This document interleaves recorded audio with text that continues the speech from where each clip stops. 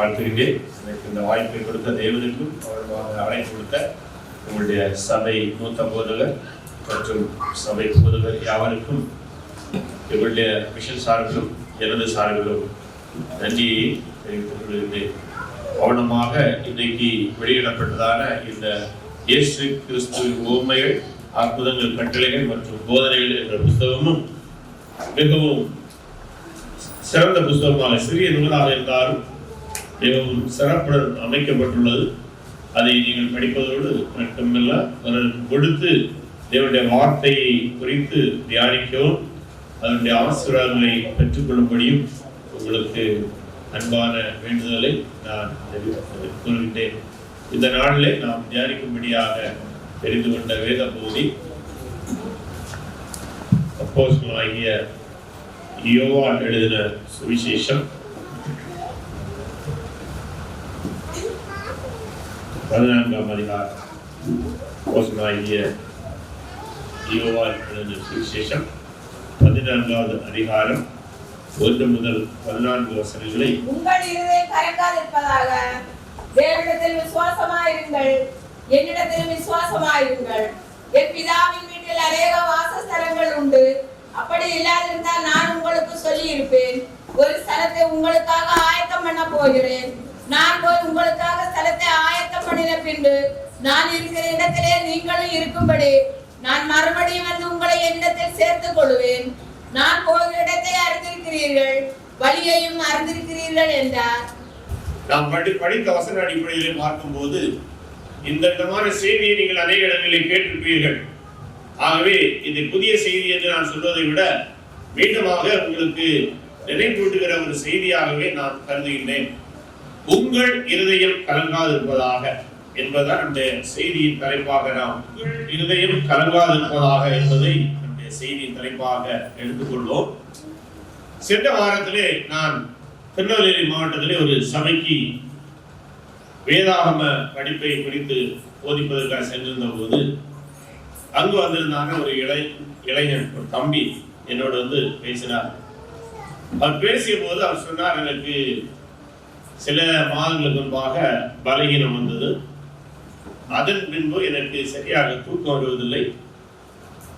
குறிப்பாக பல மாதங்களாக ஆகிவிட்டது. படுக்கைக்கு சென்றால் தூக்கம் வருவதில்லை. அதிலும் குறிப்பாக செவ்வாய்க்கிழமைகளிலே மற்றும் வெள்ளிக்கிழமைகளிலே எனக்கு தூக்கமே வருவதில்லை என்று பல காரியங்களை என்னோடு பகிர்ந்து கொண்டார்.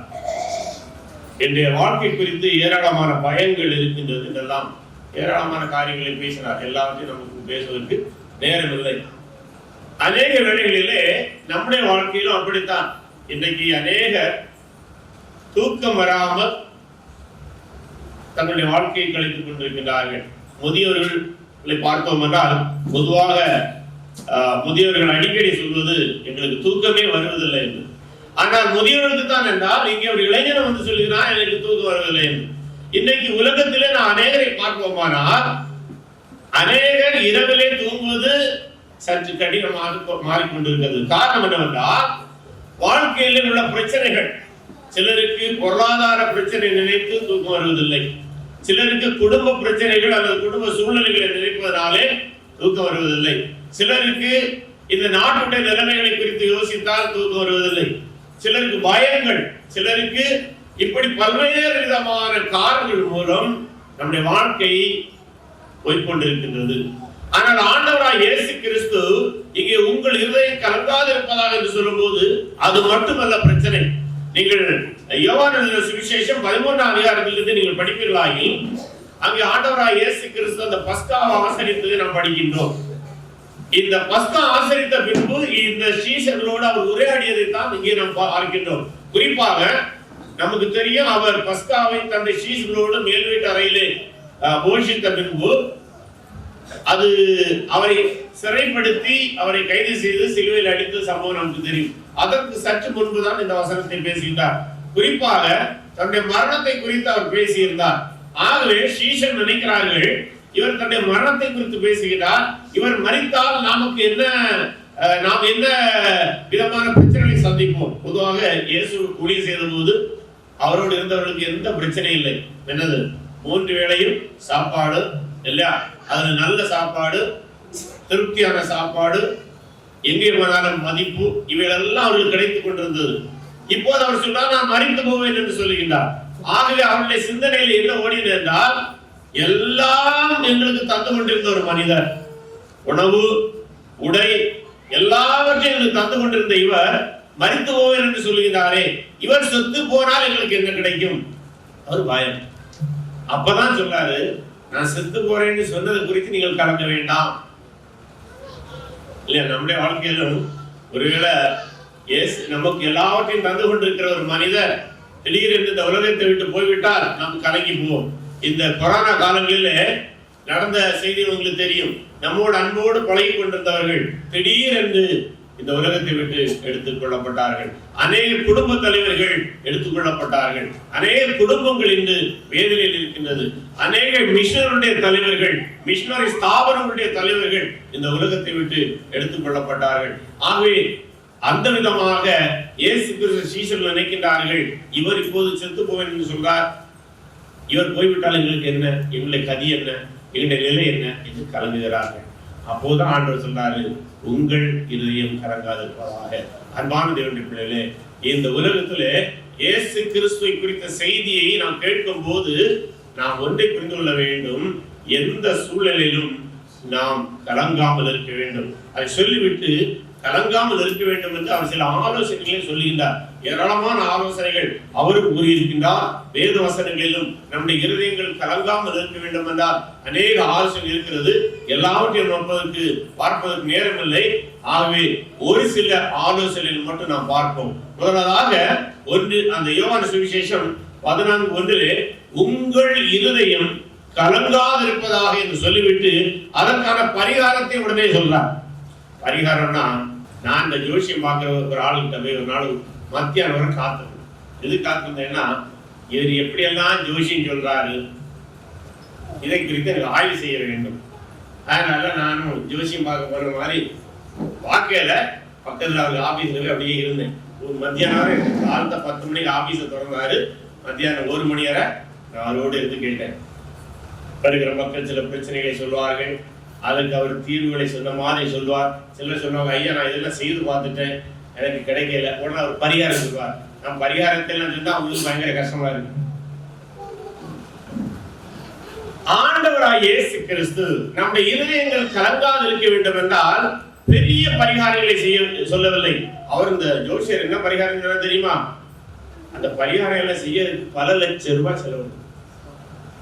ஏதாவது ஒரு கோயில சொல்வார், உங்களுடைய ராசிக்கு, உங்களுடைய பிரச்சனைக்கு, அம்மா அழகா சொன்னாங்க, இந்த கோயிலுக்கு போகணும். நான் கணக்கு கூட்டி பார்த்தேன். கணக்கு கூட்டி பார்க்கும்போது சிலர் குடும்பமாக சென்று பரிகாரம் செலுத்த வேண்டும், சிலர் தனியாக சென்று பரிகாரம் செலுத்த வேண்டும். அப்ப நான் அவர் எந்தெந்த கோயிலுக்கு போனோம்னு சொன்னாரு, பட்டியல் எடுத்தேன். அதுக்கு டிக்கெட் எல்லாம் கணக்கு பண்ணும்போது சில வேளை குடும்பமா போனோம்னா பல ஆயிரம், 7 லட்சம் வரை செலவாயிரும்.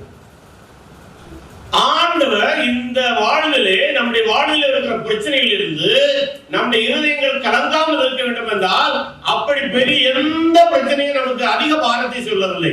என்ன சொன்னார் தெரியுமா? முதலாவது பரிகாரம், உங்களுக்கு மறந்து தெரிஞ்சாச்சு, தேவனிடத்தில் விசுவாசமாயிருங்கள். இவ்வளவு ஈஸி.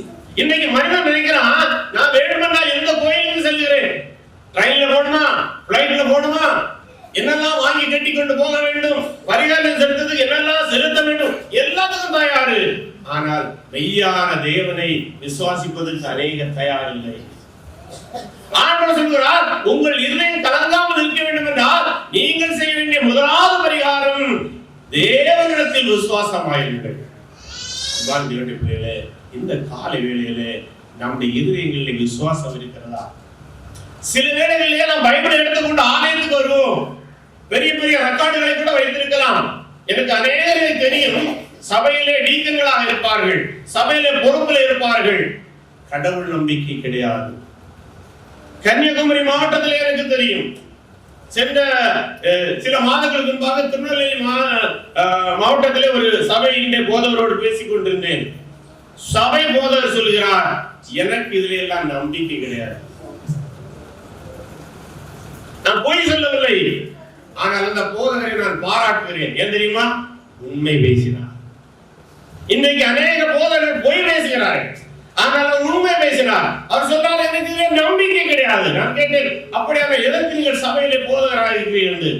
அது எனக்கு அப்பையும் ஸ்தாபித்த சபை, அதை விட்டுறப்படாது, கொஞ்சம் வருமானமும் வருது.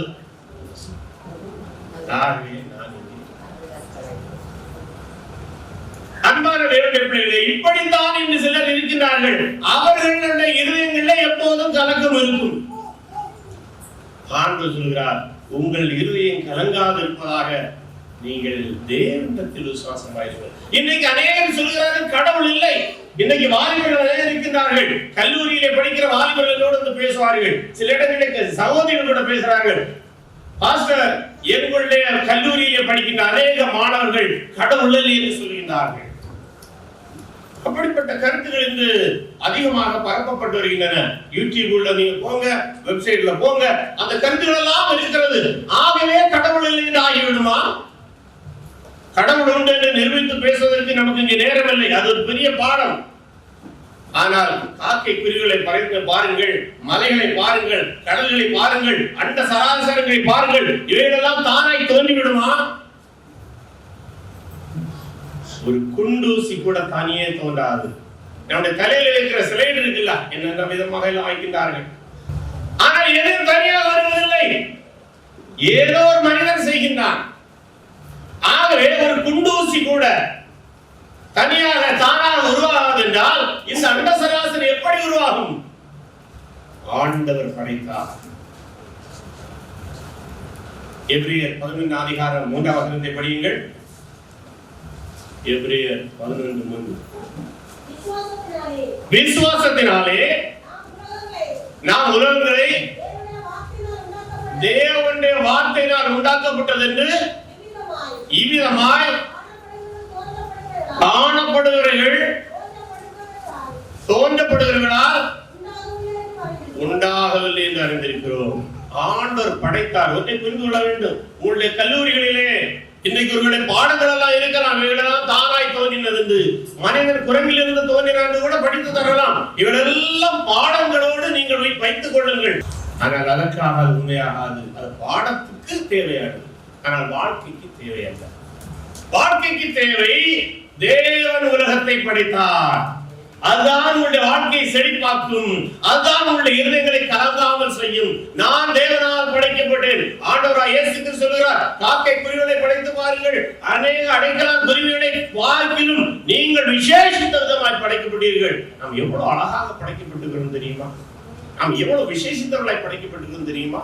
மனிதனுடைய படைப்பு தான் உலகத்திலே பெரிய படைப்பு.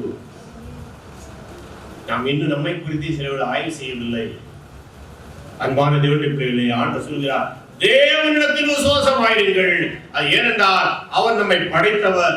அடுத்ததாக தேவனிடத்தில் விசுவாசமா இருக்க வேண்டும். ஏனென்றால் அவர் நமக்கு பலன் அளிக்கிறவர். சிலர் நினைக்கலாம், என்னடா சர்ச்சுக்கு போறோம், நான் தான் போய் பார்க்கிறேன், பல ஆண்டுகளா போய் பார்க்கிறேன், எனக்கு ஒண்ணும் கிடைக்கலையே. இது தவறான கருத்து. இன்னைக்கு உங்களுக்கு இங்கே ஒரு நிகழ்ச்சி காட்டப்பட்டது சோமாலியா, அப்படிதானே?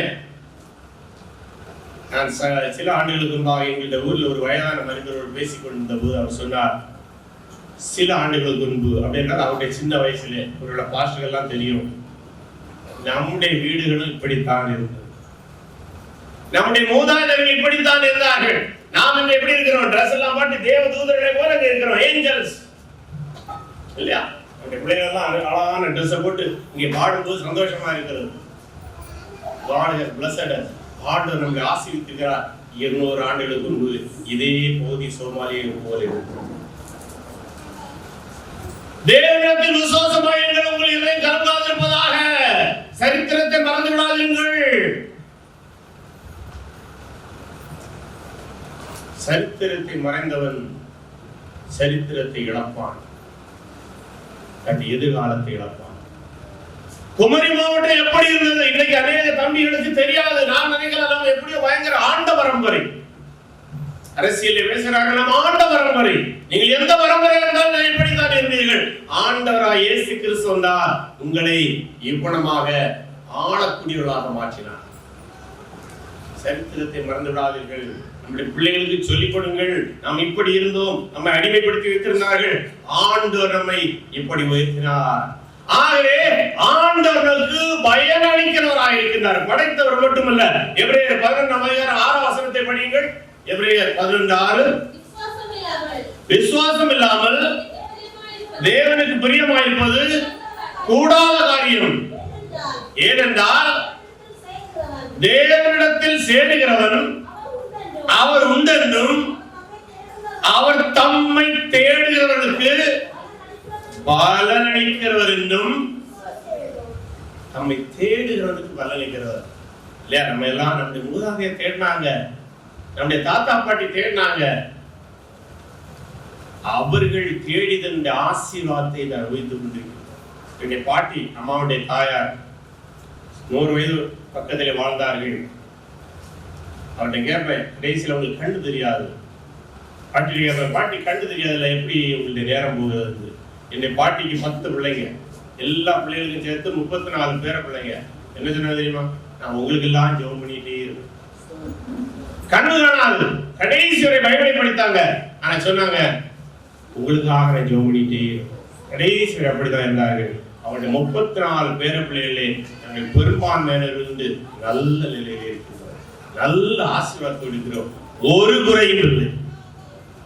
பலனளிக்கிற தேவன் நம்மை தேடுகிறவருக்கு அவர் பலனளிப்பார். அன்பான தேவனுடைய பிள்ளைகளே, உங்களுடைய பிள்ளைகள் வாழ வேண்டும் என்றால், உங்களுடைய பேர பிள்ளைகள் வாழ வேண்டும் என்றால், உங்களுடைய தலைமுறை வாழ வேண்டும் என்றால், நீங்கள் நினைக்கிறீர்கள் ஞாயிற்றுக்கிழமை வேலைக்கு செல்ல வேண்டும். சர்ச்சு தேவை, டியூஷனுக்கு போகணும், என் பிள்ளை டாக்டர் நல்லது.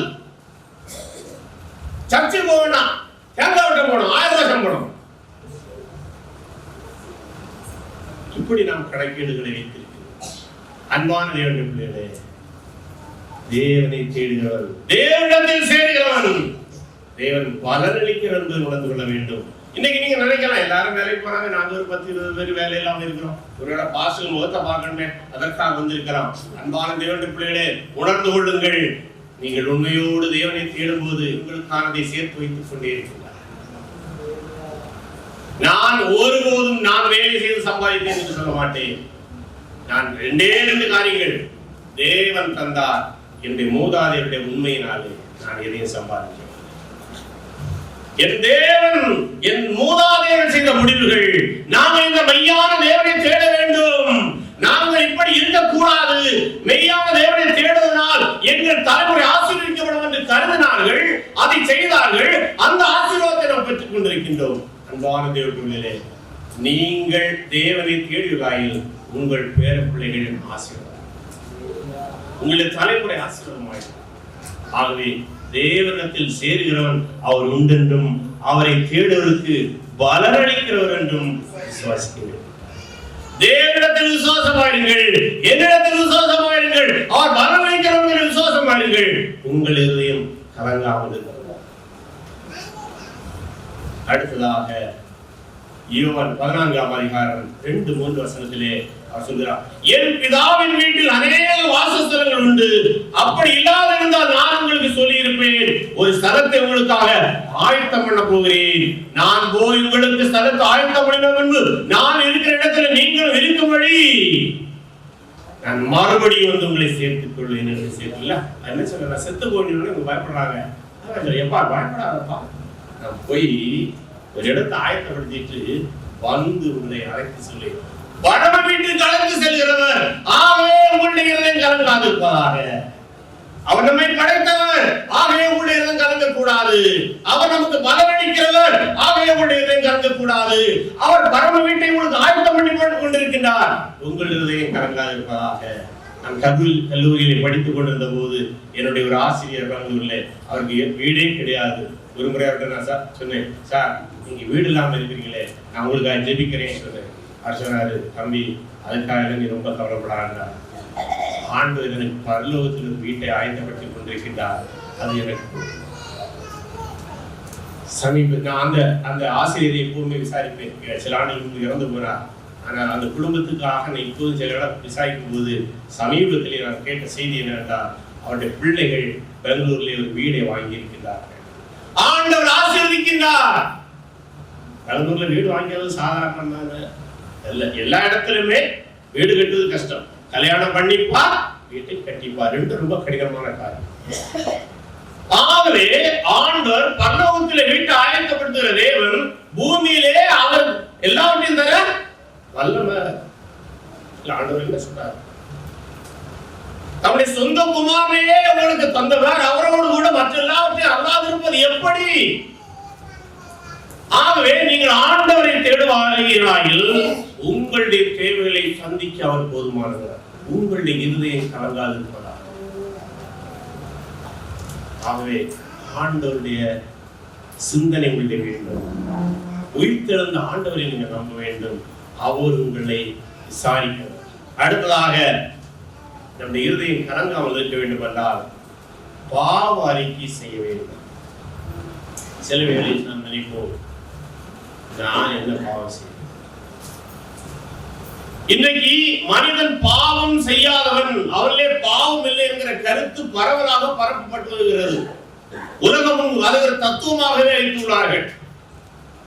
பாவி என்று சொல்லாதே, அதாவது மனிதனை நீ பாவி என்று சொல்லாது.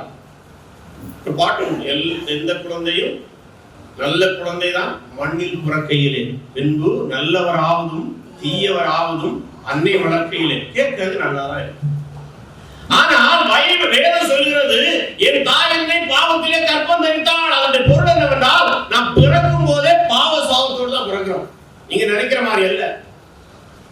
சிறு குழந்தையா இருக்கும் போதே மனுஷன் பாவ சாபத்தோடு வைராக்கியத்தோட பிறக்கிறான். உங்களுக்குள்ளாக இருக்கும், எனக்குள்ளாக இருக்கும். ரோமர் 3:23 சொல்ல, எல்லோரும் பாவம் செய்து தேவ மகிமை அற்றவர்களானார்கள். ஆதாமுக்குள்ளாக பிறந்த அனைவருமே ஆதாமுடைய சுபாவத்தை வைத்திருக்கிறான், ஆதாமுடைய சரீரத்தை வைத்திருக்கிறான். நமக்குள்ளாக பாவம் இருக்கிறது.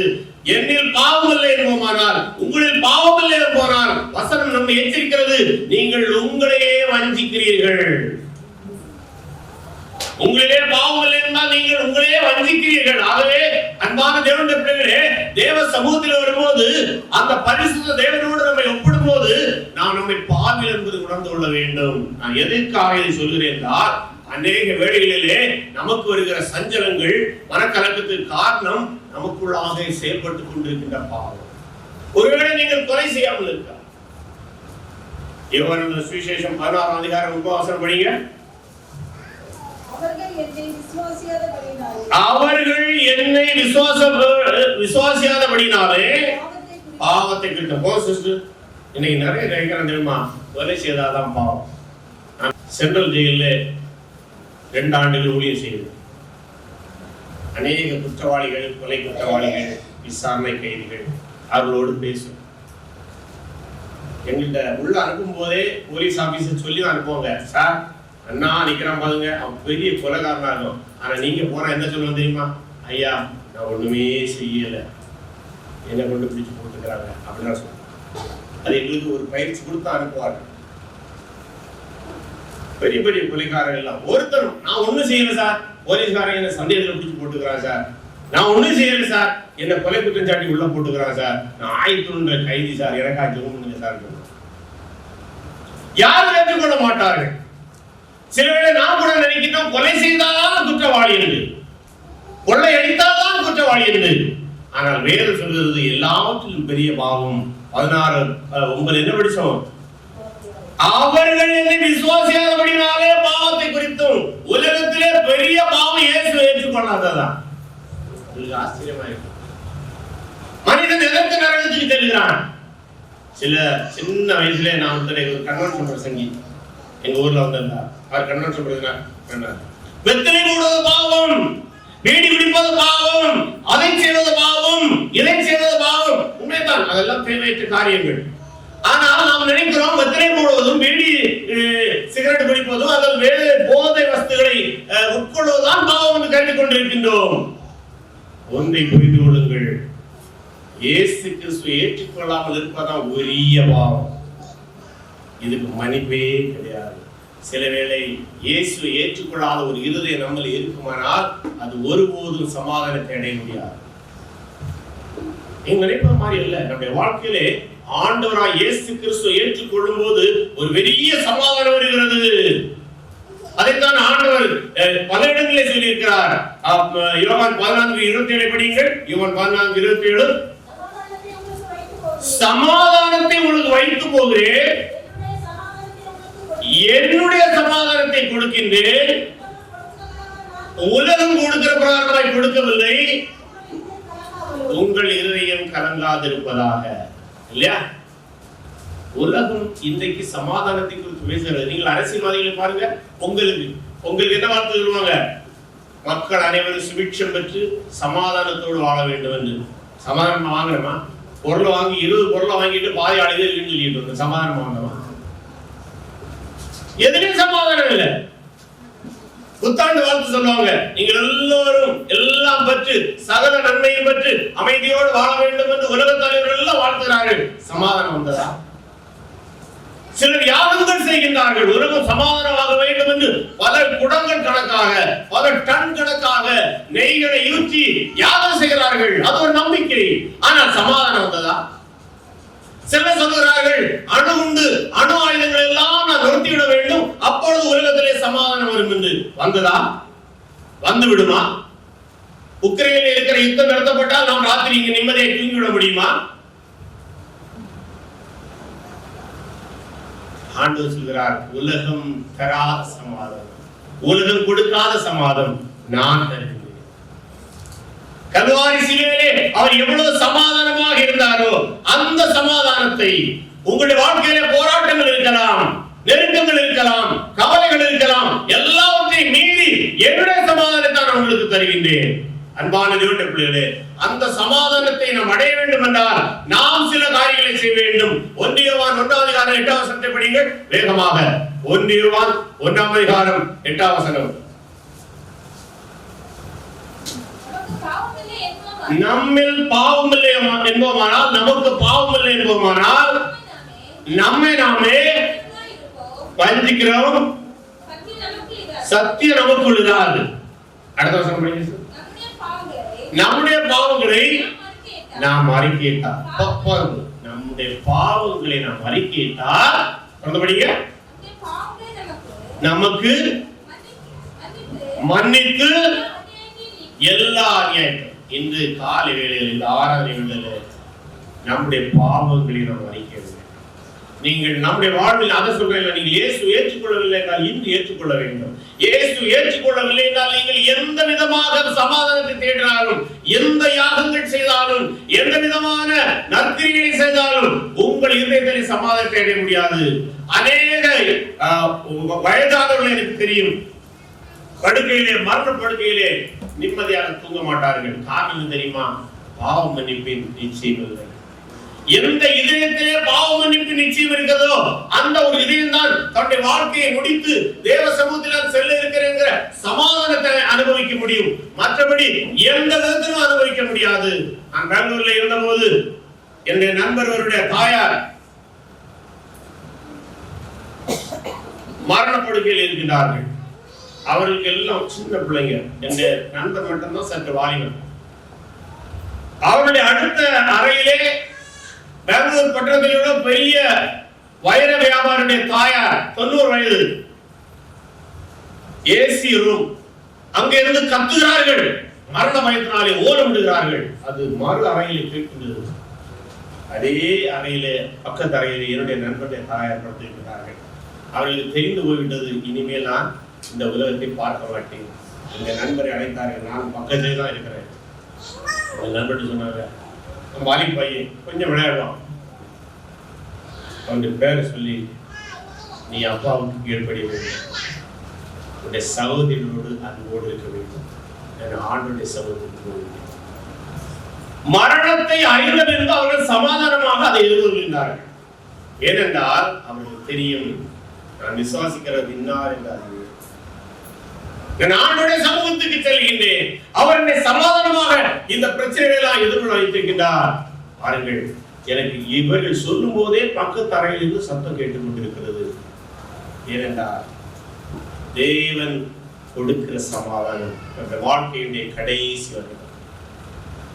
பாவ மன்னிப்பு நிச்சயம் இல்லை என்றார், ஆண்டவராய் இயேசு ஏற்றுக்கொள்ளவில்லை என்றார், அவன் தன்னுடைய வாழ்விலே ஒரு கணப்பொழுது கூட ஒரு நிமிடம் கூட சமாதானத்தை அனுபவிக்க முடியாது.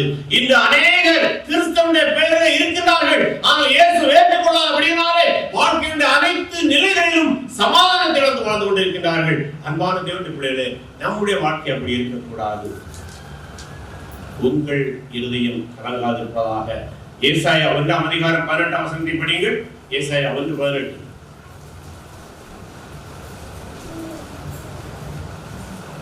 ஏசாயா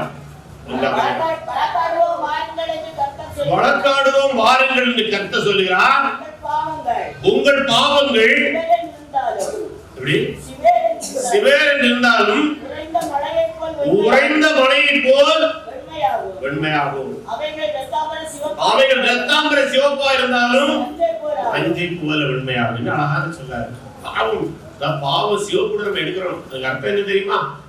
பாவத்தை சிவப்போடு ஒப்பிடும் போது அது மாபெரும் நியாய தீர்ப்பை கொண்டு வருகிறது, மரணத்தை கொண்டு வருவதுதான் செய்தி.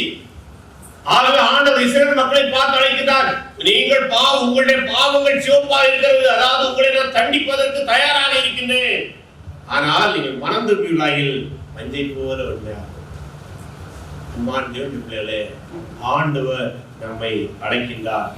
பாவங்களை அறிக்கையிட்டோமானால் நம்முடைய எல்லா பாவங்களை நீக்கி நம்மை சுத்திகரிக்க உண்மையும் நீதி உள்ளவருமாக இருக்கிறார். சங்கீதம் 103:12 படிப்பீர்களாகில் அங்கே சொல்லப்பட்டுள்ளது, கிழக்குக்கும் மேற்குக்கும் எவ்வளவு தூரமோ அவ்வளவு தூரமாய் நான் உங்களுடைய பாவங்களை விட்டு விலக்கிறேன்.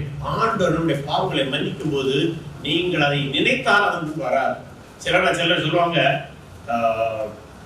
எனக்கு படுக்கைக்கு போனா நான் செய்த தவறுகள் எல்லாம் ஞாபகம் இருக்கு. மனிதன் நீங்கள் எந்த அளவுக்கு சுவிசேஷம் சொல்லியிருக்கீங்க தெரியாது. 12 பேசி காரணம் என்னவென்றால் தாங்கள் செய்த தவறுகளை நினைத்துக் கொண்டு இருக்கின்றார்கள். ஒன்றை புரிந்து கொள்ளுங்கள், தவறு செய்யாத ஒரு மனிதனே கிடையாது. ஆனால் ஆண்டவர் அவைகளை மன்னிக்க தயாராக இருக்கிறார். ஆண்டுடைய சமூகத்தில் நீங்கள் உங்களுடைய பாவங்களை தவறுகளை மன்னித்து விட்டு விடுவீர்களாயில் அவர் அந்த பாவங்களை வெள்ளையாக மாற்றுவதல்ல, மன்னிப்பது மட்டுமல்ல, கிழக்குக்கும் மேற்குக்கும் எவ்வளவு தூரமோ அவ்வளவு தூரமாக அந்த பாவங்களை மாற்றுவார். கிழக்கு எவ்வளவு தூரம், மேற்கு எவ்வளவு தூரம் போய்கொண்டே இருக்கலாம். அதுபோல நீங்க மேல போறீங்கன்னா ராக்கெட் போய்கொண்டே இருக்கும். விஞ்ஞானிகள் சொல்றாங்க இன்ஃபினிட்டி, முடிவரா ஆக்கணும். அது முடிவே கிடையாது. ஆண்டவர் சொல்றாரு, நீ கண்டுபிடிக்க முடியாத அளவிலே, நீ தேடினாலும் காணாத இடத்திலே உன்னுடைய பாவங்களை நான் எறிந்து விடுவேன். நீ திரும்ப அதை பார்க்க முடியாது. ஆண்டவர் மன்னித்த பாவங்கள் நம்முடைய சிந்தனையில வராது. சிந்தனையில் வருகிறது என்றால் நீங்கள் பாவங்களை அறிக்கையிட வேண்டும். ஒருவேளை அதை மீறி வருகிறது என்றால் சாத்தான் ஒருவேளை உங்களை என்ன செய்வான், குட்டி குட்டி பார்ப்பாங்க. நம்மளை சோர்ந்து போவதற்காக ஆண்டவர் பாவங்களை நம்ம விட்டு தூரமாக மாற்றுவார். அன்பான தேவனுடைய பிள்ளைகளே, பாவ மன்னிப்பு நிச்சயம் உங்களுக்கு இருக்குமானால் உங்கள் இருதயம் கலங்காது. இன்னைக்கு அநேகருடைய வாழ்க்கையில கலக்கத்துக்கு காரணம் பாவத்தை சுமந்து கொண்டு தெரிகிறார்கள். இந்த நாளிலே, இந்த 2022ஆம் ஆண்டு 2வது மாதத்திலே நாம் கர்த்தருடைய பந்தியை எடுக்க இருக்கிறோம். நாம் நினைத்துக் கொள்ள வேண்டும், என்னிலே பாவம் இருக்கிறது. பாவத்தை அறிக்கையிடு, பரிசுத்த நாள். பாவங்களை அறிக்கையிட வேண்டும். ஆண்டவர் நம்மை பரிசுத்தப்படுத்துவது மட்டுமல்ல, உங்களுடைய இருதயம் கலங்காத ஒரு நிலை கலக்கி சொல்றார். உண்மையிலே இருதயம் கலங்கவில்லை என்றால் அது எவ்வளவு சந்தோஷமான வாழ்க்கை தெரியுமா, எவ்வளவு மகிழ்ச்சியான வாழ்க்கை தெரியுமா. அநேக நோய்களுக்கு காரணம் உங்களுடைய கவலைகள் என்று வேதம் சொல்கிறது. டாக்டர்கள் அதைத்தான் சொல்கிறார்கள். அது மட்டுமல்ல, எரேமியா 8:11 இருந்த ஒரு சூழலை படிப்பீர்களாகில் இந்த அநேகர் அகுணமாகத்தான் ஏமாந்து போகிறார்கள். எரேமியா 8:12 படிங்க வேகமா. சமாதானம் எல்லாம் இருந்தோம், சமாதானம் சமாதானம் என்று சொல்லி என் ஜனங்களுடைய காயங்களை மேற்பூச்சாய் குணமாக்குறார்கள். அப்படின்னா என்ன சொல்றது தெரியுமா? இந்த எரேமியாவுடைய காலத்தில் ஏராளமான கள்ள தீர்க்கதரிசிகள் இருந்தாங்க. அவங்க என்ன செய்தாங்கன்னா, மக்கள் பாவத்தில் இருந்து கொண்டிருக்கிறார்கள், அந்த பாவத்தை சுட்டி காட்ட மாட்டாங்க. ஆனா என்ன சொல்றாங்க தெரியுமா? வீட்டுல போய் ஜெபம் பண்ணிட்டு கர்த்தர்களை சமாதானமாக காத்துக்கிறார். எரேமியா சொன்னா, என்னையா இது, அவன் குடிக்காரனா இருக்கிறான், அவன் கடவுளை தேடவில்லை, அவன் தேவனை தேடவில்லை, வேதத்தை வாசிக்கவில்லை, ஜெபிக்கவில்லை, ஆலயத்துக்கு செல்லவில்லை, நீ அவனுடைய வீட்டிலே சென்று ஜெபித்து விட்டு சமாதானம் சமாதானம் என்று சொல்லி வருகிறையே, இது என்ன? பழைய காலத்துல இன்னைக்கெல்லாம் நல்ல மருந்து வந்துச்சு. என்னை சின்ன வயசுல நானே பார்த்துக்கிறேன். சில புண்ணெல்லாம் வந்தா ஹாஸ்பிட்டலுக்கு போனா கூட மருந்து வச்சா கூட தீராது. சுண்ணாம்பு மேல ராவாகும், வயதானவங்களுக்கு தெரியும். அதுல இருந்து சீடு வடிந்துட்டே இருக்கு, அந்த புண்ணு ஒரு நாளும் தீராது. அதான் சொன்னாரு, என்னையா நீ இப்படி ஒரு பாவத்திலே வாழ்கிறவனுக்கு அவருடைய பாவத்தை சுட்டி காட்டாமல் நீ மேல் பூச்சாய் பூசுகிறாய், அந்த புண்ணு ஒரு நாளும் தீராது. அது என்ன செய்யணும்? ஹாஸ்பிட்டல்ல போயாச்சுன்னா ஒரு கரண்டியில கொஞ்சம் பஞ்சு எடுத்து அப்படி ஒரு போட்டு போடுவாங்க. எப்படி நம்ம ஆப்பையில இருந்து சாம்பார் அடியில கல்லைக்கு கோர்ற மாதிரி அப்படி ஒரு கோரும் போது அங்கிருந்து கொஞ்சம் வரும், அப்பதான் காயம் தீரும். கொஞ்சம் வேதனையாக இருக்கும். இன்னைக்கு சமூகத்தில் உள்ள பாவங்களை சுட்டி காட்டினால் சிலருக்கு கஷ்டமாக இருக்கிறது. சொல்றாங்க, பாஸ்டர் என்னதான் குத்தி காட்டார். அன்பான தேவனுடைய பிள்ளைகளே, சில வேளை அது உங்களை குத்தி காட்டுவதாக இருக்காது, நமக்குள்ளாக இருக்கிற பாவங்களை உணர்த்துவதாக இருக்கலாம். ஆண்டவருடைய பாவங்களை உணர்த்துவாராயில் நீங்கள் அறிக்கை செய்யுங்கள், உங்களுடைய காயங்கள் ஆறும், உங்கள் இதயத்தினுடைய சமாதானங்களை நீங்கள் அனுபவிக்க முடியும். அன்பான தேவனுடைய பிள்ளைகளே, அதான் இறைவன் சொன்னாரு, என் ஜனத்தின் காயங்களை நீங்கள் மேற்பூச்சாய் பூசுகிறீர்கள். இந்த அநேக கள்ளத்திற்கு தரிசிகள் அதைத்தான் செய்து கொண்டிருக்கிறார்கள். எங்களுக்கு எழுதுங்கள், உங்களுக்கு ஒரு பிரச்சனை இல்லை. எங்களுக்கு போன் செய்யுங்க, உங்களுக்கு ஒரு பிரச்சனை இல்லை. நம்முடைய பாவங்களை நாம் அறிக்கை செய்ய வேண்டும். அதை விட்டு விட்டு நாம் கள்ள தீர்க்கதரிசிகளை தேடி ஓடிவிடாமல் கடைசி வரை அந்த காய் இருந்து கொண்டே இருக்கும், சீடு வடிந்து கொண்டிருக்கும், சமாதானத்தை அனுபவிக்க முடியாது. அன்பான தேவனுடைய பிள்ளைகளே, ஆண்டு சொல்கிறார், என் சமாதானத்தை உனக்கு தருகிறேன், நீ உன்னுடைய பாவங்களை அறிந்து உங்கள் இருதயம் கலங்காதிருப்பதாக. மூன்றாவதாக, உங்கள் இருதயத்தை அவரிடம் கொடுத்து விடுங்கள். நீதிமொழியின் புஸ்தகம் 23வது அதிகாரம் 26வது வசனம் படியுங்கள். என் மகனே, உன் இருதயத்தை எனக்கு தா, உன் கண்கள் என் வழிகளை நோக்குவதாக. அருமையான மகனே, என் இருதயத்தை மகளை என்றும் பொறுத்துக் கொள்ளலாம். அதாவது ஆண்டவர் நம்ம இருதயத்தை இருக்கிறார். அநேக நேரம் நம்ம நினைப்போம், ஆண்டவர் தசமபாகம் இருக்கிறார், தசமபாகம் கொடுக்காம இருந்தா நரகத்து போய்வேன். ஒரு பிரசங்கம் இல்லை. நான் நினைக்கிறேன் உங்க சபையில அப்படி பிரசங்கம் பண்ண மாட்டாங்க. சில சபையில என்னது, நீ தசமபாகம் தரையிலன்னா நரகம் தான். ஒரு நாள் ஒரு பாஸ்டர் பிரசங்கம் பண்ணாரா, நம்முடைய சபை மக்கள் அநேக எனக்கு தசமபாகம் தருவதில்லை. நான் ஒரு தரிசனம் கண்டேன், நம்முடைய சபையிலிருந்து 2 பேர் தான் நரகத்துக்கு போவோம். யாரெல்லாம்? அவரும் அவருக்கு பொண்டாட்டியும். ஏன்னா பொண்டாட்டியை விட்டு அவரு முறை வச்சுக்கிறாங்க. இன்னைக்கு அநேக சபைகள் அப்படிதான் மெசேஜ். ஆண்டவர் சொல்றார், எனக்கு அது தேவையில்லை.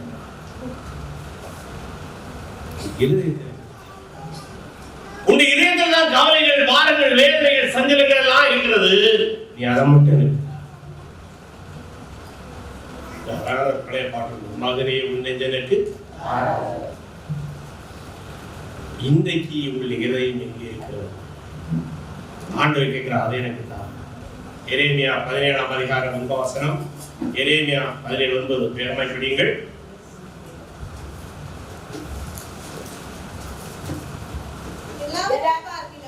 எல்லாவற்றை பார்க்கிலும் இருதயமே திருக்குள்ளதும் மகா கேடுள்ளதா இருக்கிறது. நம்முடைய அவயவங்களிலே ரொம்ப சிக்கனான இருதயம். நாம் இருதயம் என்று சொல்லும்போது பைபிளிலே இருதயம் 2 விதமாய் பயன்படுத்தப்பட்டுள்ளது. சில வேளைகளிலே நம்முடைய பிசிக்கல் பார்ட், நம்முடைய சரீரத்தில் இருக்கிற இதயத்தை சொல்லும். ஆனால் பல இடங்களிலே அது சிந்தனையை தான் சொல்லும். இந்த இடத்தில் அது நம்முடைய சிந்தனையை தான் சொல்லுகிறது. சிந்தனையை எபிரேயர்கள் அப்பர் ஹார்ட் என்று சொல்வார்கள், இதை லோவர் ஹார்ட் என்று சொல்வார்கள். ஆகவே நம்முடைய மேலான இருதயம் என்று சொல்லும்போது நம்முடைய சிந்தனையில் உள்ள சிக்கல்களை தான் சொல்லினார். நம்முடைய சிந்தனையில வகை இருக்கிறதாம் கஷ்டம். நம்ம தமிழ்ல அதுக்கு ஒரு பழமொழி உண்டு, மனித மன குரங்கு. இல்லையா? குரங்கு பாத்தீங்கன்னா அது இந்த இடத்துல இவ்வளவு நேரம் இருக்காது. இல்லையா? நம்ம இவ்வளவு நேரம், நம்ம இந்த சபையில இவ்வளவு நேரம் இருந்ததே நம்ம குரங்குல இருந்து புறக்கையில இருந்து. ஆமா, குரங்கு இந்த சேனல் கொண்டு இருந்து பாருங்க, எவ்வளவு நேரம் இருக்கு? ஒரு நிமிஷம் இருக்குமா? ஒரு செகண்ட் கூட அதனால ஒழுங்கா இருக்க முடியும். அதனால நம்ம எல்லாம் கர்த்தருக்கு ஸ்தோத்திரம் சொல்லி, நம்ம எல்லாம் குரங்கில் இருந்து பிறக்கவில்லை. ஹல்லேலூயா. ஆண்டவருடைய வார்த்தை சொல்கிறது, எல்லாவற்றை பார்க்கிலும் உங்களுடைய இருதயமே மகா சிக்கலானது, இடியப்ப சிக்கல். இடியாப்பத்துல கூட சிக்கல் எடுத்துடலாம். கொஞ்சம் நேரமா பொறுமையா இருந்து ஒண்ணுனா எடுத்தா என்ன செய்யலாம்? இடியாப்பத்துல கூட சிக்கல் எடுத்துடலாம். ஆனால் உங்களுடைய இருதயங்களில் இருக்கிற சிக்கல் இருக்கிறதே, உங்களுடைய இருதயத்தில் இருக்கிற குழப்பங்கள் இருக்கிறதே, அதை யாரும் எடுக்க முடியாது. அதை படைத்தவிடம் தான் நீங்கள் கொண்டு போக வேண்டும். நம்முடைய கையிலே அநேகமான செல்போன் இருக்குது. எந்த ஏதாவது இடத்துல கொண்டு போனீங்கன்னா அடுத்தது ஒர்க் ஆகாது. அதை உருவாக்குறவர்கிட்ட அதை படைத்த கம்பெனிகிட்டே கொண்டு போனீங்கன்னா ஓரளவு நல்லா இருக்கும். ஆகவே உங்களுடைய இருதயங்களிலே நீங்கள் பாவம் செய்தபடினாலே சிக்கல் மாட்டிட்டோம். இனி அதுல இருந்து நீங்க வெளியில வர முடியாது. ஆண்டவர் சொல்லாரு, ஏன்னு கேட்டா நான் தான் படைச்சேன், நான் தான் சரி பண்றேன். I will make it again. அதை மீண்டும் சரிப்படுத்துவேன். அன்பான தேவனுடைய பிள்ளைகளே, ஆகவே உங்கள் இருதயம் கலங்காமல் இருக்க வேண்டும் என்றால் உங்கள் இருதயங்களை நீங்கள் ஆண்டவரிடம் கொடுக்க வேண்டும். சங்கீதம் 51:17 சொல்கிறது, படிங்க வேகமா. தேவனுக்கு ஏற்கும் பலிகள் நொறுங்குண்ட ஆவிதான். தேவனே நொறுங்குண்டதும் நறுங்குண்டதுமான இதயத்தை புறக்கணி. இன்னைக்கு உள்ள இருதயங்கள் பாவத்தினால நொறுங்கி போயிருக்கிறாங்க. என்ன செய்வை? நீங்க நினைக்கிற மாதிரி இல்ல. நீங்கள் உங்களுடைய இருதயங்களை ஆண்டவருக்கு பேசிக் கொண்டிருக்கலாம். ஒருவேளை உங்களுடைய பாவங்களால் நீங்கள் நொறுக்கப்பட்டிருந்தால் ஆண்டவரிடம் வாருங்கள். நீங்க நினைக்கலாம், இதுக்கு எங்க மருந்து? உலகத்திலே எல்லா நோய்களுக்கும் மருந்து இருக்கிறது. பாவத்தினால் வருகிற நோய்களுக்கு ஆண்டவரிடம் மட்டும்தான் மருந்து. நீங்க வேற எந்த ஆஸ்பத்திரியும் போக முடியாது. வேற எந்த ஆஸ்பத்திரியிலும் உங்களுடைய இதயத்தினுடைய பாவத்தை காட்டாது. நான் இந்த இருதய சிகிச்சைக்காக மருத்துவரிடம் சென்ற போது அஞ்சியோ கிராம் போய்கொண்டே இருக்கும்போது டாக்டர் சொல்லாரு, உங்க இருதயத்தை பார்த்துக்க எப்படி இருக்கு? எல்லாம் காட்டுறாரு. இருதய படத்துல பார்க்க முடியும், ஆனா இருதயத்தோட பாவத்தை மட்டும் பார்க்க முடியும். ஆகவே அவரு டாக்டர் சொல்லாரு, நீங்க செய்த அநியாயம் எல்லாம் உங்க படத்துல தெரியுதான்னு கேட்கிறாரு. ஜோக் அடிச்சுட்டே பேசுறாரு. எந்த ஸ்கேன்ல நம்முடைய பாவங்கள் தெரியாது. ஆண்டவர் அதை பார்க்க, ஆண்டவர் அதை காட்டிக் கொண்டிருக்கின்றார். ஆண்டவர் அதை உங்களுக்கு உணர்த்தி கொண்டிருக்கிறார். ஆக சொல்கிறார் சங்கீதக்காரன் தான், தேவன் நொறுங்குண்டதும் ஆனே இருதயத்தை இன்று பாவத்தினால் உடைய இருதயங்கள் ஒருவரை நொறுங்கி போயிருக்குமானால், கலங்கி போயிருக்கிறார்கள். ஆண்டவர் சொன்ன என்னத்தா, நான் அதை சரிப்படுத்துகிறேன், உன்னுடைய சிக்கல்களை மாற்றுகிறேன், உன்னுடைய பாவங்கள் உன்னை சரிப்படுத்துகிறேன், நொறுங்குண்ட உன்னுடைய இருதயத்தை நான் புறக்கணிக்க மாட்டேன். ஆண்டவர் சரிப்படுத்த ஆவலுடையவராக இருக்கின்றார். ரூத்துடைய புத்தகம் 1ஆம் அதிகாரம் 20 வசனத்திலே ரூத் சொல்கிறார். படிங்க. ரூத் 1:20. அதற்கு அவள், நீங்கள் என்னை நகோமி என்று சொல்லாதீர்கள், மாறாளர் சொல்லுங்க. சர்வ வல்லவர் எனக்கு மிகுந்த கசப்பை உண்டாகிறார். இங்க நகோமி ஒரு பெரிய தவற செய்யறா. என்ன தெரியுமா? நகோமி என்றால் வார்த்தை என்ன பொருள்? நகோமி என்றால் பொருள் அல்ல, இனியவள். நம்ம இப்படி எல்லாம் இப்ப பெயர் போடி கிடையாது. இப்ப நம்ம என்ன பண்றோம்? மினி, பனி, சனி இந்த மாதிரி தான் பெயர் போடுற வழக்கம் வந்து விட்டது. ஆனால் அன்றைக்கு எபிரேயர்கள் பெயர் போடும்போது ரொம்ப அர்த்தமுள்ள பெயர் போடுவாங்க. குறிப்பாக பெண்களுக்கு இந்த இயற்கை சார்ந்த பெயர்களை போடுவார்கள். ஆண்களுக்கு கடவுளோடு, இறைவனோடு உள்ள பெயரை தொடர்புபடுத்தி பேசுவார்கள். ஆகவே இந்த நகோமி என்றால் பெயர் இனியவள், இனியவளே அதான் பொருள். எல்லாரும் இனியவளே இனியவளே என்று கூப்பிடுறாங்க. ஆனா அவளுடைய வாழ்க்கை கசந்து இருக்கிறது. அவர் சொல்ல, என்னை இனிமேல் அப்படி சொல்லாதுங்க, கசந்து போயிருக்கிறேன். ஆனா ஒரு சின்ன பழியை தூக்கி ஆண்டவர் மேல போடுறா. என்ன பழி தெரியுமா? சர்வ வல்லவர் என்னை கசப்பாக மாற்றி விட்டார். அவரை மாற்றினாரு. அவர் மாற்றவில்லை, இவன் செய்த தப்பு. அநேக வேளைகளிலே நாம் தப்பை செய்துவிட்டு நம்முடைய குடும்பங்களில் இருக்கிற பிரச்சனைக்கு பழியை தூக்கி எங்க போடுறோம்? அழகா தூக்கி ஆண்டவர் மேல போடுறோம். சிலர் கொஞ்சம் ஸ்பிரிச்சுவல். அவங்க எது செய்வாங்க தெரியுமா? தப்பை செய்துட்டு பழியை தூக்கி ஆண்டவர்கிட்ட போட மாட்டாங்க, சாத்தாண்ட போடுறாங்க. ஒரு நாள் சர்ச்சு வெளியில போகும்போது, பாஸ்டர் ஒரு சர்ச்சில் ஆராதனை வெளியில போகும்போது சாத்தான் அழுதுட்டு இருந்தாங்க. அப்ப பாஸ்டர் கேட்டாரு, ஏப்பா நாங்க தான் உன்னை பார்த்து அழல, நீ என்ன பார்த்து அழுறீங்க? ஐயா, அது ஒரு பிரச்சனை இல்லை. உங்க சபையில் உள்ள விசுவாசிகள் பாவம் செய்து பழி தூக்கி என்ன மேல போடுறாங்க. ஆமா, இன்னைக்கு அநேக விசுவாசிகள் பாவம் செய்துவிட்டு பழியை தூக்கி ஒன்றில் தேவனுடைய சமூகத்திலே போடுகிறார்கள், அல்லது சாதாரண போடுறாங்க. இங்க நகோமி கொஞ்சம் ஸ்பிரிச்சுவல், அவ கொஞ்சம் ஆவிக்குரிய பெண். ஆவே சொல்றா சர்வவல்லவர் என்னை கசப்பாக மாற்றினார் என்று. அன்பான தேவர்களே, தேவன் அப்படிப்பட்டவர். அவனவன் தன் சுய இச்சையினாலே எடுக்கப்பட்டு பாவத்திலே சிக்குண்டு நாசமாக்கி கொள்கிறான். அநேக குடும்பங்கள் இந்த நாசமாக காரணம் தேவன் அல்ல. அநேக குடும்பங்கள் இந்த நாசமாக காரணம் பிசாசு அல்ல. அநேக குடும்பங்கள் நாசமாக காரணம் உங்கள் இதயத்திலே தேவனுக்கு இடமில்லை. உங்கள் இதயத்தை நீங்கள் தேவனுக்கு கொடுக்கவில்லை. உங்களுடைய இதயத்திலே நீங்கள் செய்கிற தப்புகள், நீங்களே உங்களுடைய குடும்பத்தை இடியாம சிக்கல்ல மாட்டி விட்டு நீங்கள் வழி ஆண்டவருடைய பொழுதிலே அன்பான தேவனுடைய பொழுதிலே கவனமாக இருக்க வேண்டும். உங்கள் இதயத்திலே நீங்கள் சமாதானத்தை அடைய வேண்டும் என்றால் ஆண்டவர் சொன்னார், உன் இதயத்தை எனக்கு தா.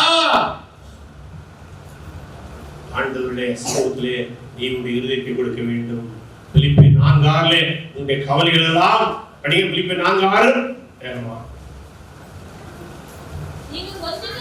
நீங்கள் ஒன்றுக்கும் கவலைப்படாமல் எல்லாவற்றையும் குறித்து விண்ணப்பங்களை ஸ்தோத்திரத்தோடு கூடிய ஜெபத்தினாலும் வேண்டுதலினாலும் தேவனுக்கு தெரியும். இருதயங்களை ஒருவேளை கவலையோடு பிழாய் ஆண்டவருக்கு தெரியப்படுத்துங்கள். உங்கள் இருதயம் கலங்காமல் இருக்க வேண்டும் என்றால் நீங்கள் தேவனிடத்தில் விசுவாசம் இருக்க வேண்டும். பாவ அறிக்கை செய்ய வேண்டும். அடுத்தாக உங்கள் இருதயத்தை தெய்வ சமூகத்திலே கொடுக்க வேண்டும். இப்போ நீங்க கேட்கலாம், இந்த இருதயத்தை நான் எப்படி கொடுப்பது? வேதத்தில் நமக்கு அருமையான ஒரு வசனம் இருக்கிறது. சங்கீதம் 62:8. சங்கீதம் 62:8.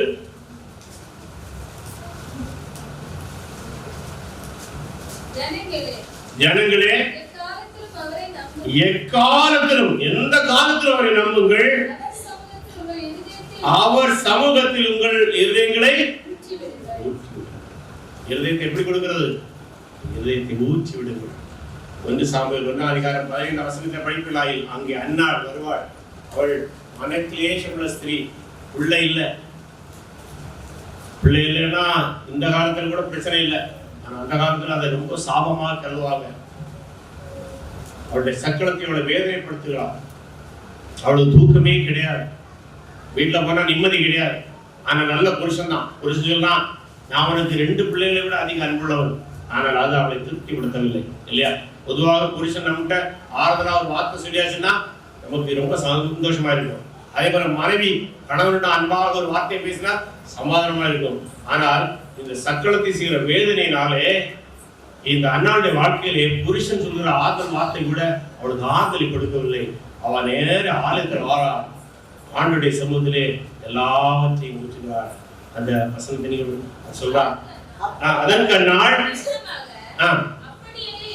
அப்படியே ஆண்டவரே, நம் மன கிளேசப்பட்ட ஸ்திரீ திராட்சரசமாகிலும் மதுவாகிலும் குடிக்கவில்லை. நான் கர்த்தருடைய சந்நிதியில் என் இருதயத்தை ஊற்றி விட்டேன். கர்த்தருடைய சந்நிதியில் இருதயத்தை இன்னைக்கு உங்களுடைய இருதயங்களிலே நீங்கள் கலக்கம் இல்லாமல் போக வேண்டும் என்றால் தேவனை விசுவாசிப்பதோடு பாவாரிக்கை செய்வதோடு ஆண்டுடைய சமூகத்திலே அந்நாளை போல உங்களுடைய இருதயங்களை ஊற்ற வேண்டும். உங்களுடைய இருதயங்களிலே என்னென்ன இருக்கிறது? கவலைகள், பாரங்கள், வேதனைகள், சஞ்சலங்கள், குழப்பங்கள் எது வேணும் இருக்கலாம். ஏனென்றால் எல்லா மனிதர்களுக்கும் வித்தியாசமானவர்கள். சிலருக்கு கவலை இருக்கலாம், சிலருக்கு பாரம் இருக்கலாம், சிலருக்கு பொருளாதார கஷ்டம் இருக்கலாம். அது எது இருந்தாலும் சரி ஆண்டுடைய சமூகத்திலே நீங்கள் அவை ஊற்ற வேண்டும். அனைவருக்கு ஜெபம்னாலே என்னன்னு தெரியாது. சிலர் ஜெபம் பண்ணும்போது சோதரன் சோதரன் சோதரன் சோதரன் சோதரன் சோதரன் சோதரன் படிக்கிறவங்களுக்கெல்லாம் சொல்லுவாங்க. நான் தப்புன்னு சொல்ல மாட்டேன். ஆனால் அது இருதயத்தை ஊற்றுவதல்ல, அது மந்திரம். அது ஒரு மந்திரம் ஓதும். அதுக்காக ஸ்தோத்திரம் சொல்றதை நான் தவறு புரிந்து கொள்ற தவறாக சொல்ல ஸ்தோத்திரம் சொல்லுங்க. ஆனால் இருதயத்தை ஊற்றுவது அல்ல. இருதயத்தை ஊற்றுவது, ஆண்டவரே என்னுடைய குடும்பத்துல வறுமை, ஆண்டவரே என்னுடைய குடும்பம் சோமாரியாவை போல போயிருக்கிறது, ஆண்டவரே என்னுடைய வீடு இடிந்து கிடக்கிறது, ஆண்டவரே என்னுடைய பிள்ளைகள் நாசமாய் போய் கொண்டிருக்கிறார்கள், ஆண்டவரே என்னுடைய கணவனுடைய வாழ்க்கையிலே ஒரு நிம்மதி இல்லை, ஆண்டவரே என்னுடைய குடும்பத்தினுடைய நிலைமை இப்படி இருக்கிறது என்பதை ஆண்டவருடைய சமூகத்தில் வந்து வாய் திறந்து ஒட்டி விட வேண்டும். இன்னைக்கு அநேகருக்கு ஜெபிக்க தெரியாது. அதான் பிரச்சனை. நம்முடைய வாழ்க்கையில ஏன் தீர்வுகளை காணவில்லை என்றால் அநேகரை எல்லாம் ஜெபிப்பதே தவறு, ஜெபிக்க தெரியவில்லை. ஆண்டுடைய சமூகத்திலே எல்லா பிரச்சனையும் விட்டுறா. ஆண்டவரே என்னுடைய புருஷன் இப்படி, என்னுடைய புருஷன் அன்பா பேசுறான், எனக்கு ஆறுதல் தரல. என்ற சக்கரத்தை என்ன வார்த்தையினால் கொலை செய்கிறார். இல்ல சிலருடைய வாயிலிருந்து வருகிற வார்த்தைகள் அம்பு போல இருக்கும். வேதனை. வள்ளுவர் சொல்லுகிறார், தீயினால் சுட்டபுண் உள்ளாரும் ஆறாதே நாவினால் சுட்டவிடு. சிலருக்கு வாயிலிருந்து வருகிற வார்த்தை நம்முடைய இருதயத்தோட போயிட்டா அந்த காயம் மாறாது. ஆனா ஆண்டவர் சொல்றார், நான் மாத்துறேன். ஆண்டவர் சொல்றார், நான் மாத்துறேன். இதுக்கு இயேசுவோட மட்டும் தான் மருந்து இருக்கிறது. திருவள்ளுவருக்கே மருந்து இல்லை, குறள்லயும் மருந்து இல்லை, பைபிள்ல மருந்து இருக்க, இயேசுவோட மருந்து இருக்க. உங்கள் இதயங்களே காயங்கள் இருக்கிறதா, கசப்புகள் இருக்கிறதா, ஆண்டுடைய சமூகத்தில் விட்டுங்கள். கர்த்தர் அவையில் எல்லாருக்கும் உங்களை விடுவித்து உங்கள் இதயத்தை கலங்காமல் காத்துக் கொள்வார். கர்த்தருடைய ஆசீர்வாதம்.